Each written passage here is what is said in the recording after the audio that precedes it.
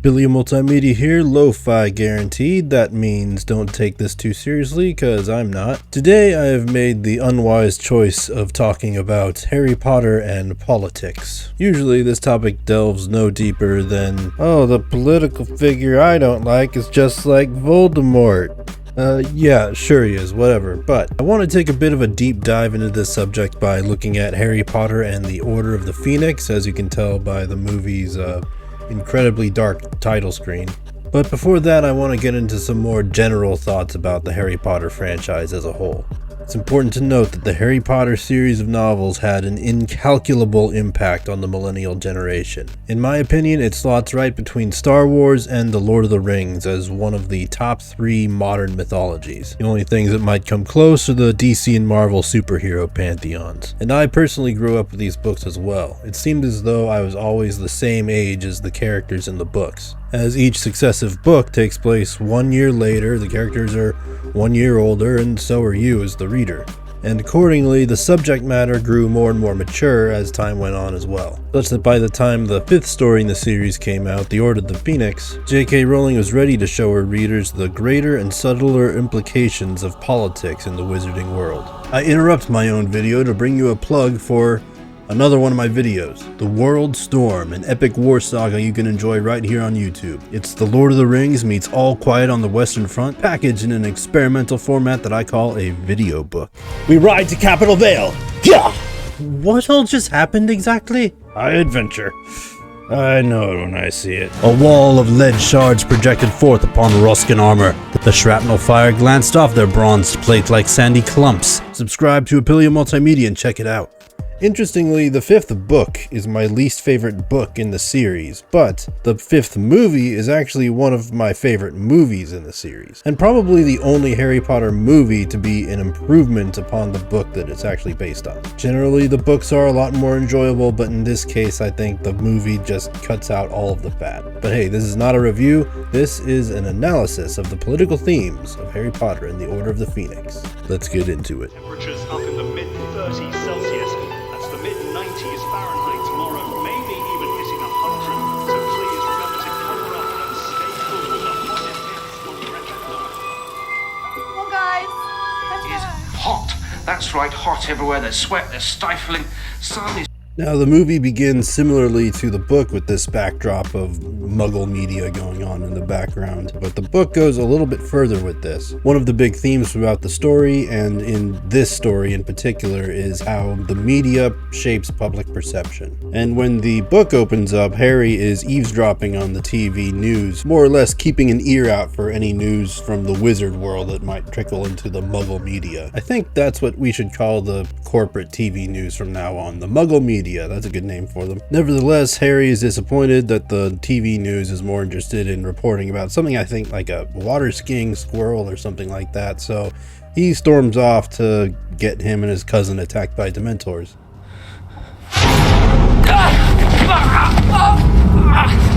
Dudley, run!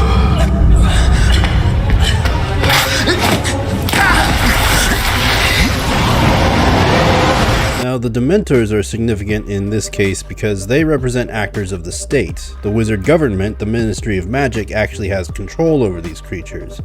Somehow. In a way, they sort of represent the super spooks, the secret police of the wizard world. And you may be rightfully suspicious about why a government would want to have creatures like this at their disposal. Who sent them? Was it someone from inside the ministry, or was it someone from Voldemort's side? Naturally, the answers to both of those questions turn out to be yes. The ministry has received intelligence that at 6:23 this evening, you performed the Patronus charm in the presence of a muggle.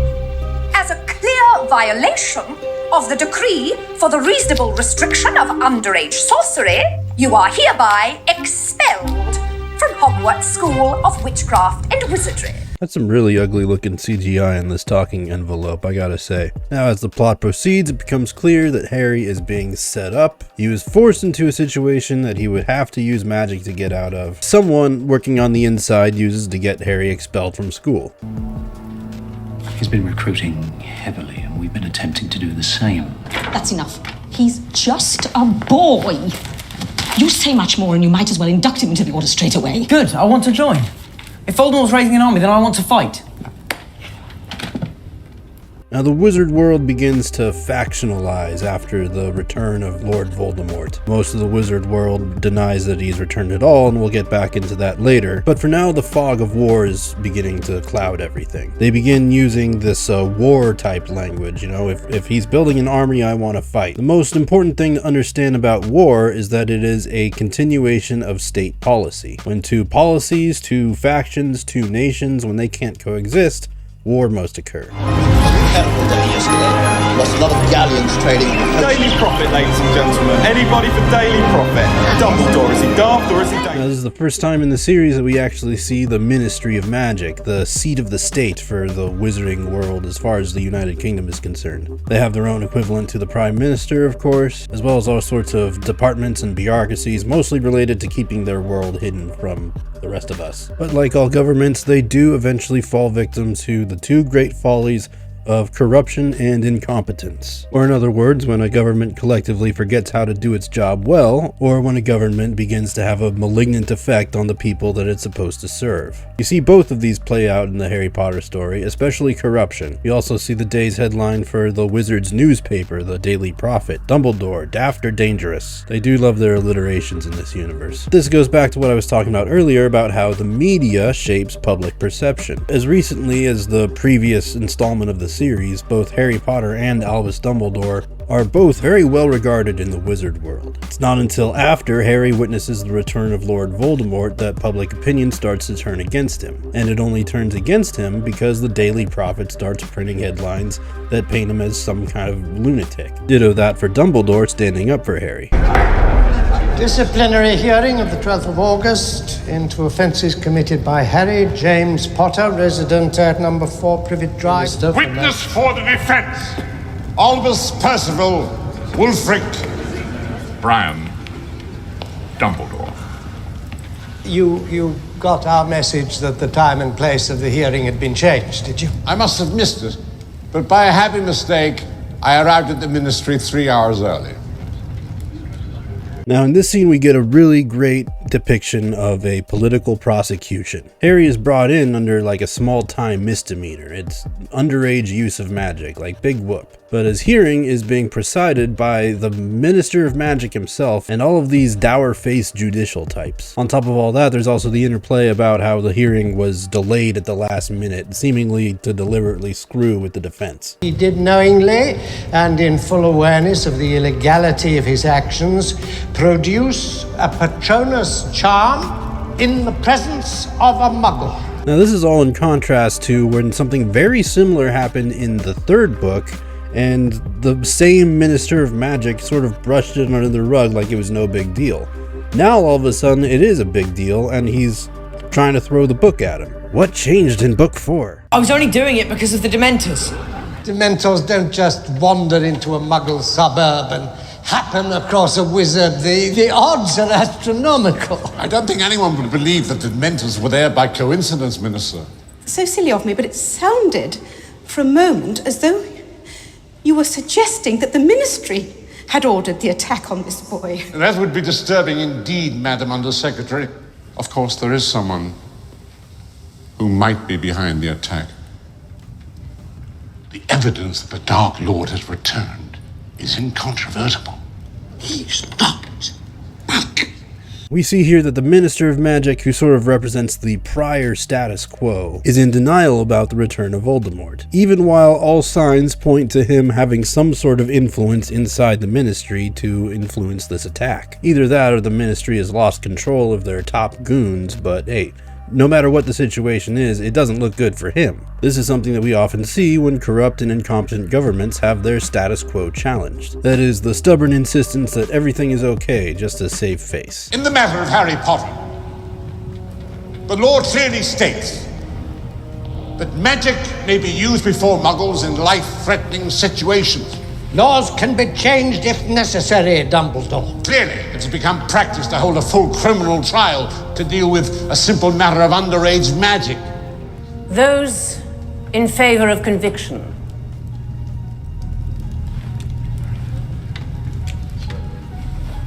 This scene is the first appearance of Dolores Umbridge here. She represents a different shade of reason from the Minister. Where he is in denial about Voldemort's return, she is secretly in support of it. Her character really encapsulates the kind of control freak bureaucrat that will lead you down the road of totalitarianism. Greetings from the editing process. This would have been a great time for me to mention that the Minister of Magic, whose name is Cornelius Fudge, which I never mentioned for some reason, represents the incompetence element, whereas Umbridge represents the corruption element. I got so close to making that point crystal clear, but I just couldn't quite get the ball past the goal line. Anyway, back to the video. See, this is the face of your so-called deep state. Your government conspiracies, they don't necessarily happen in a smoky back room, unless you're on Jekyll Island. Most often, tyranny comes with a smiling face. What is it? What's wrong? That. Pulling the carriage. Nothing's pulling the carriage, Harry.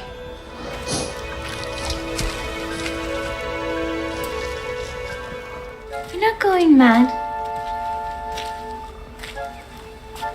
I can see them too.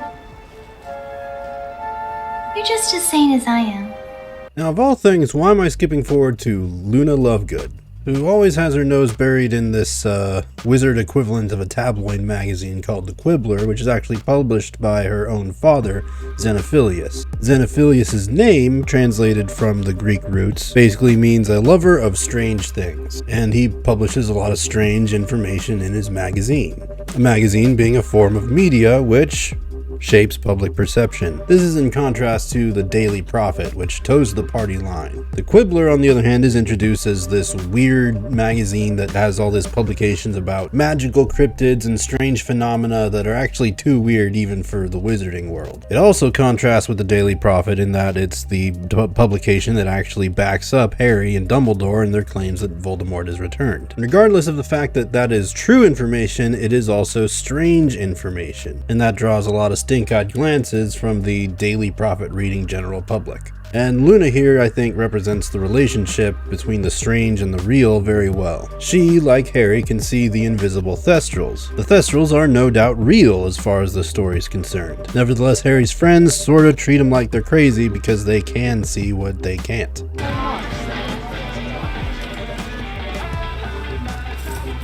Oh hey, check it out, it's the media shaping public perception in real time. Harry's classmates should have all the reason in the world to trust Harry above this newspaper. You see, the news media has this logically fallacious assumption built right into it that the people who write and publish these articles actually have some kind of vested interest in telling the truth. This is what these kinds of stories were trying to warn you about. You can't always trust what you read in a paper or see on TV.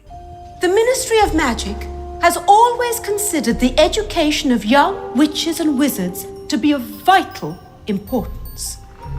Your previous instruction in this subject has been disturbingly uneven, but you'll be pleased to know from now on you will be following a carefully structured, ministry-approved course of defensive magic. Yes. There's nothing in here about using defensive spells? Using spells? It is the view of the Ministry that a theoretical knowledge will be sufficient to get you through your examinations, which after all is what school is all about. And how's theory supposed to prepare us for what's out there? There is nothing out there, dear. Who do you imagine wants to attack children like yourself? Mythological stories like this one are where the creator really tries to reach out into the universe and grab something true and meaningful to stuff into their story. Now, what J.K. Rowling did, probably inadvertently, was reach out into the universe and grab the metaphysical equivalent of what Americans know as the Second Amendment. And she put that in the story in the form of the Defense Against the Dark Arts class. This is where the students learn to counterattack against dark magic and evil creatures. Umbridge reappears as the new teacher for Defense Against the Dark Arts. There's a new Defense Against the Dark Arts teacher every year at Hogwarts. A running theme in the story so far that whatever they're learning about in Defense Against the Dark Arts is related to whatever the thread of the year is. In this case, she is the threat of the year. Government intervention in the educational process such that the minds of the young are seen as belonging to the state rather than to the individuals. J.K. Rowling really mastered the art of creating characters that you just love to hate. Self-defense is seen as sacred and paramount, especially in countries where it is enshrined by law. One can't truly be considered free without the right to dispense with threats that present themselves to him. To that end, we in America have the right to bear arms, and in Wizard World, everybody gets to carry a wand, which they use not only for daily tasks, but also to cast defensive spells in combat. Of course, it doesn't serve Voldemort's ends that children should be taught to defend themselves. He wants the next generation to be defenseless, and that's why Umbridge is planted here, to inhibit the capacity for the young witches and wizards to defend themselves from what he has in store for them. I must not tell lies. How many times? Well, let's say for as long as it takes for the message to sink in.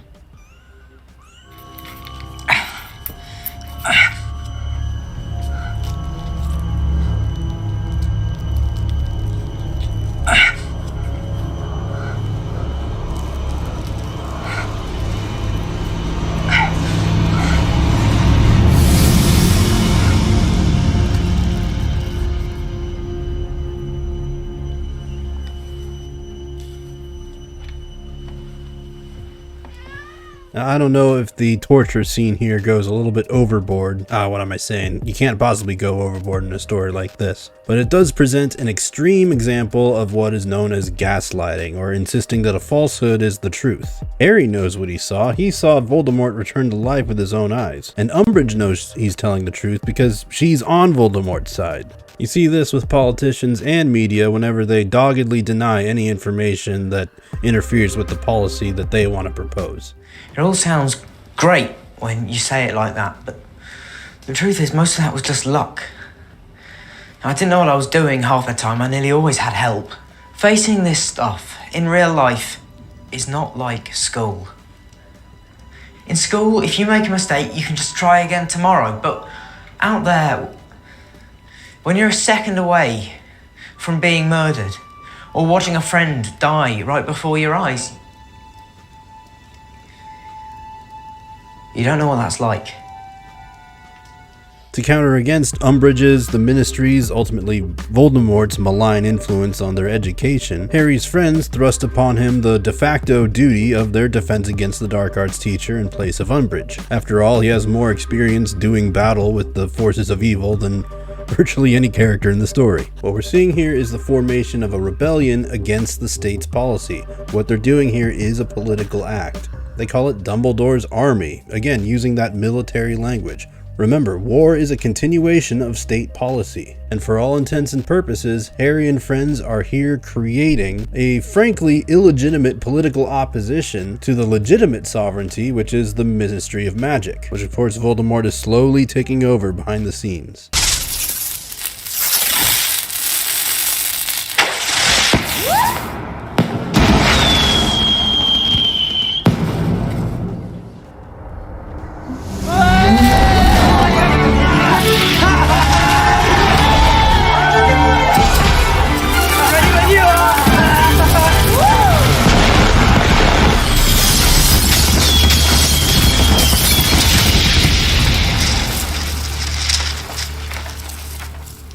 Now, I've already touched on most of the things that make the Order of the Phoenix the most political of all the Harry Potter stories. The story proceeds with all the character beats and mystery beats and magic beats that you would expect, culminating in this pre-climax of the Weasley twins' escape from the school and their destruction of all the rules that Umbridge has had nailed to the wall. But there is one more esoteric political idea that Order of the Phoenix begins to explore, and that is the wide, wonderful world of state secrets.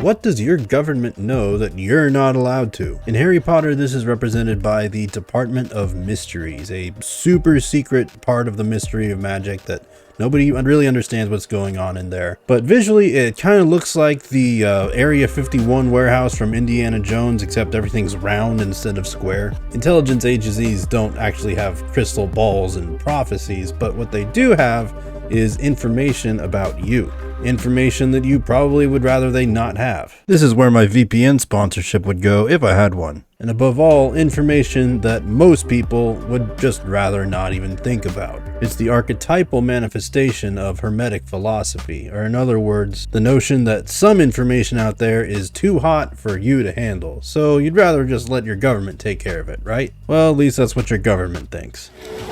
But even though we've got a fight ahead of us, we've got one thing that Voldemort doesn't have. Yeah? Something worth fighting for. Okay, that's a really cheesy last line. Anyway, our story concludes for now the way things rarely do in real life. The masses wake up and realize that it was the mainstream media that was the fake news all along, and all we need to defeat evil is the power of friendship. Anyway, I think I'm done talking here. I hope I made my point. I hope I actually had a point to make. Well, no, I guess that point is that Harry Potter is a far-right conspiracy theorist.